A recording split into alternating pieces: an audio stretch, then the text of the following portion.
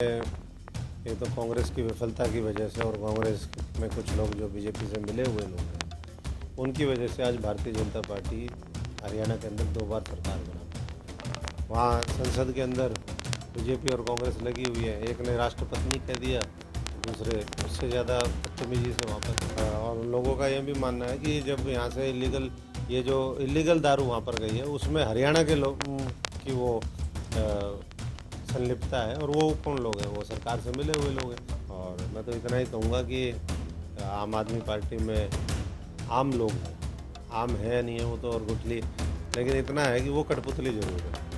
आज हमारे साथ हैं सिरसा के पूर्व सांसद और आम आदमी पार्टी के हरियाणा प्रभारी डॉक्टर अशोक तंवर जी। उनसे बात करते हैं प्रदेश की कानून व्यवस्था की। प्रदेश की कानून व्यवस्था को किस तरह से देखते हैं? जिस तरह से इलीगल माइनिंग हुई, डीएसपी पर डंपर चढ़ा दिया गया। जहाँ तक कानून व्यवस्था का सवाल है, कानून व्यवस्था तो अब बची ही नहीं। इसका जो विपरीत क्या हो सकता है वो शब्द हमें खोजना चाहिए। और अराजकता है, चारों तरफ जंगल राज है।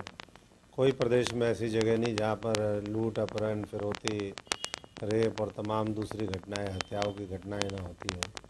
अभी डीएसपी जो एक इलीगल माइनिंग के खिलाफ अपनी मुहिम छेड़े हुए थे, उनका तो आपने देखा, कल हम परिवार से भी मिल के आए। और फरीदाबाद था मैं 4-5 दिन पहले, वहाँ लोग कह रहे थे कि 5 दिन के अंदर 5 मौतें हुई हैं यहाँ पर। ये तो जो सामने आई है वो है, जो सामने कई बार नहीं आती। कोई मर्डर हो जाता है वो तो पता ही नहीं चलता है। तो हरियाणा में कोई ऐसी जगह नहीं जहाँ इस तरीके का रोज़, तो कहीं ना कहीं सरकार की विफलता इसमें दिखती है। आपने एक बयान दिया कि एक बीजेपी का एजेंडा है कि वो प्रदेश को और देश को बेचने में लगी हुई है, धीरे धीरे व्यवस्था को खत्म करेगी। जैसे पहला कानून व्यवस्था है, उसके बाद नेक्स्ट टू नेक्स्ट चलेगा। नहीं, बिल्कुल बीजेपी तो लगी हुई है। आज पूरी तरीके से अगर हम उद्योग धंधे देखें तो इस देश से उद्योग धंधों का भी पलायन हुआ। सबसे ज़्यादा लोगों ने पिछले साल जो है, सबसे ज़्यादा लोगों ने पासपोर्ट अपने छोड़े हैं यहाँ पर। जो हाई इनकम वाले एक सेक्शन होता है वो देश छोड़ के चले गए। रुपया अपने न्यूनतम पे आ गया। डीजल, पेट्रोल, हर चीज़ के दाम बढ़े हुए हैं। सरकार जीएसटी के माध्यम से जो खाने की चीज़ है, बेसिक जो चीज़ है, आटा, दाल, उसी के ऊपर नहीं छोड़ रही है। पनीर और दूध से लेकर के कोई ऐसी चीज़ नहीं, दही, महंगाई बढ़ी। हाँ, हर चीज़ के ऊपर महंगाई बढ़ गई है। और भ्रष्टाचार लगातार बढ़ता जा रहा है पूरे प्रदेश के अंदर। कानून व्यवस्था के अलावा बात करूं तो जैसे प्रदेश ने सरकार ने कल भी 5 एजेंडे पास किए, चाहे वो बिल्डर्स के लिए था, लैंड रेवेन्यू का था। उस पर आप क्या कहना चाहेंगे? प्रदेश के मतलब जो प्रदेश सरकार है उसके कार्यकाल को कैसे देखते हैं? कार्यकाल तो प्रदेश में, ये तो कांग्रेस की विफलता की वजह से और कांग्रेस में कुछ लोग जो बीजेपी से मिले हुए लोग हैं उनकी वजह से आज भारतीय जनता पार्टी हरियाणा के अंदर 2 बार सरकार बना पाई।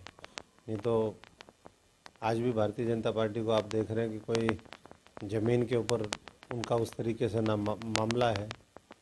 वो जो खिलाफ में वोट है, जो विभाजित है, विभाजित वोट से उनको फ़ायदा होता है। वही अभी विधानसभा में हमने देखा, वही लोकल बॉडीज़ अभी चुनाव हुए, बीजेपी को केवल 26% वोट मिले। आज भी 74% लोग हरियाणा के अंदर उनके खिलाफ हैं। अगर इनमें से मेजॉरिटी वोट को कंसोलिडेट कर लिया जाए, एक उनको विकल्प दिया जाए, और वही विकल्प आम आदमी पार्टी केजरीवाल जी के नेतृत्व में देने वाली है। ये अभी संसद के सत्र में इन्हीं मुद्दों के ऊपर आम आदमी पार्टी चर्चा करना चाहती थी, चाहे वो आटे दाल के ऊपर, इन चीज़ों के ऊपर जीएसटी लगाने का मामला हो, चाहे अग्निपथ योजना हो, चाहे गुजरात के अंदर 75 लोगों की वो इलीगल दारू की वजह से मौत हो गई हो, लेकिन चर्चा ही नहीं हो रही है। वहाँ संसद के अंदर बीजेपी और कांग्रेस लगी हुई है। एक ने राष्ट्रपति कह दिया, तो दूसरे उससे ज़्यादा बदतमीजी से वहाँ पर। तो ध्यान बटाने के लिए तो बीजेपी कर ही रही है, क्योंकि वो चर्चा तो करना चाहते नहीं। चर्चा करना चाहते तो आज ये स्थिति नहीं बनती। लेकिन साथ साथ कांग्रेस को भी सोचना चाहिए कि हम क्या बोल रहे हैं। लीडर ऑफ अपोजिशन अगर इस तरह की बात करेगा तो फिर उन्होंने भी जिस तरह की अमर्यादित सोनिया जी को लेकर के टिप्पणी करी, बहुत ही दुर्भाग्यपूर्ण है इस तरीके का माहौल और इसीलिए लोगों के मुद्दों के ऊपर कोई चर्चा वहाँ पर नहीं हो रही है आपने और आधा सत्र करीबन करीबन चला गया है। आपने बड़ी महत्वपूर्ण बात कही। गुजरात एक ड्राई एरिया है और गांधी जी की नगरी है, वो वहाँ पे जतन मौतें जो है वो अवैध शराब से हो जाती हैं, तो उस पर कोई चर्चा भी नहीं होती संसद में। उसके ऊपर चर्चा भी नहीं हो रही। 27 साल से भारतीय जनता पार्टी है। ये ड्रग्स का ये पूरा जो लिकर का मामला है, खेप मिली। बिल्कुल। और लोगों का ये भी मानना है कि जब यहाँ से इलीगल ये जो इलीगल दारू वहाँ पर गई है उसमें हरियाणा के लोग की वो संलिप्तता है। और वो कौन लोग हैं? वो सरकार से मिले हुए लोग हैं। सरकारों ने उसमें हिस्सेदारी डाली हुई है, उन्हीं की लिकर जाती है। ये वही लिकर है इलीगल जो लॉकडाउन के दौरान पकड़ी गई थी। अगर उस समय कार्रवाई करी होती, लेकिन उस समय दबाव डाल करके उसमें अपना हिस्सा डाल लिया सरकार के प्रतिनिधियों ने, और इसीलिए ये चर्चा नहीं करवाना चाहते हैं। तो मैं समझता हूँ कि आज शहरों के अंदर भारी अव्यवस्था है, जगह जगह पानी पानी है, जल भराव है। कल हिसार घग्गर जो मल्टीपर्पज़ ड्रेन है दड़बा के पास वो टूट गई, कई गाँवों की ज़मीन उसमें चपेट में आ गई। प्रशासन क्या कार्रवाई कर पाएगा, नहीं कर पाएगा। थोड़ा सा पानी और ज़्यादा आया, सड़क से ऊपर पानी चल रहा है, कई जगह सड़क के ऊपर 4-4, 5-5 फीट पानी है।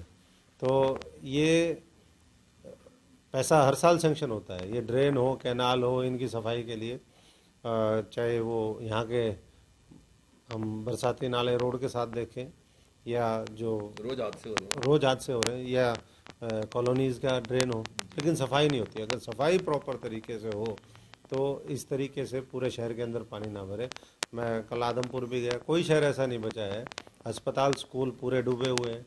जब अस्पताल स्कूल डूब जाएंगे, शिक्षा और चिकित्सा के ऊपर ध्यान नहीं होगा, सुरक्षा के ऊपर ध्यान नहीं हो रहा, तो कहाँ हरियाणा आगे बढ़ेगा? तो हरियाणा को लगातार कमज़ोर करने की ये साजिश है। कल जो भूमि अधिग्रहण एक्ट आया है, उस पर आप क्या कहना चाहेंगे? वो तो पूरा बिल्डर्स को मदद करने के लिए है। रियल स्टेट के जो लोग हैं, पहले उसमें जो बेनिफिशरी होता था, ये योजना वो लेकर के आए थे 2016 के अंदर, और अब उसमें उन्होंने संशोधन कर दिया है। पहले बहुत से ऐसे प्रावधान थे जिसमें 50% की बैंक की गारंटी लगती थी, अब उसका सरलीकरण कर दिया है। एक तरफ अवैध कॉलोनियाँ जारी हैं, उसमें बीजेपी के लोगों का हिस्सापत्ति है, दूसरी तरफ ये इस तरीके से जो करना है वो रियल स्टेट के लोगों को फ़ायदा देने की पूरी भारतीय जनता पार्टी कोशिश कर रही है। गुड़गांव के अंदर तो पूरे के पूरे तालाब जो है वो घेर घेर के सड़कें बना दी हैं। तो कांग्रेस अध्यक्ष उदय भान जी का जो बयान आया है आम आदमी पार्टी के बारे में कि आम तो रही नहीं, गुटनियाँ रह गई हैं। देखिए, अब मुझे बोलना नहीं चाहिए है कि किस तरह का उनका व्यक्तित्व है, क्या है। और मैं तो इतना ही कहूँगा कि आम आदमी पार्टी में आम लोग हैं, आम है नहीं है वो तो और गुठली, लेकिन इतना है कि वो कठपुतली जरूर है। ये भी उनको बयान देने के लिए किसी ने कहा होगा तो उन्होंने बयान दिया है, बाकी समय बताएगा। और वो तो खुद लोग बोलते हैं इस बात को कि एक जीरो व्यक्ति को जिसकी अपने ज़िले कॉन्स्टिट्यूंसी के बाहर कोई पहचान नहीं है उनको दे दिया, और पूरा अब उनका कोई चिंतन मंथन हो रहा है। चिंतन मंथन इस बात को लेकर होगा कांग्रेस खत्म कैसे करी जाए, बीजेपी का सहयोग कैसे किया जाए। अभी पिछले चुनाव में भी बीजेपी की अप्रत्यक्ष रूप से उन्होंने मदद की है।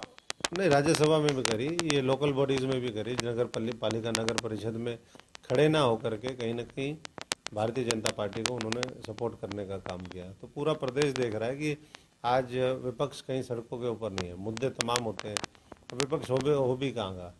अभी सत्याग्रह कर रहे हैं तो 18-18, 20-20 लोग होते हैं एक ज़िले के अंदर। तो 18-20 लोग अगर सरकार एजेंसियों का दुरुपयोग कर रही है, उनके लीडर्स को परेशान कर रही है, तो ये 18-20 या 200 लोग दिल्ली में इकट्ठे हो जाते हैं। अगर आज विपक्ष मजबूत होता, लोगों की भावनाएं उनके साथ होती, लोगों का विश्वास उनके ऊपर होता, तो हजारों लाखों लोग निकलते। जब भ्रष्टाचार के खिलाफ मुहिम शुरू हुई है ना हजारे जी और केजरीवाल जी के नेतृत्व में, जब निर्भया कांड हुआ तो पूरी दिल्ली उस तरीके से होगी। तो जब तक उस तरीके का लोगों के अंदर रोष ना हो, उस तरीके का बदलाव को लेकर के एक माहौल ना हो, तब तक मैं नहीं समझता कि कुछ बड़ा होने वाला है।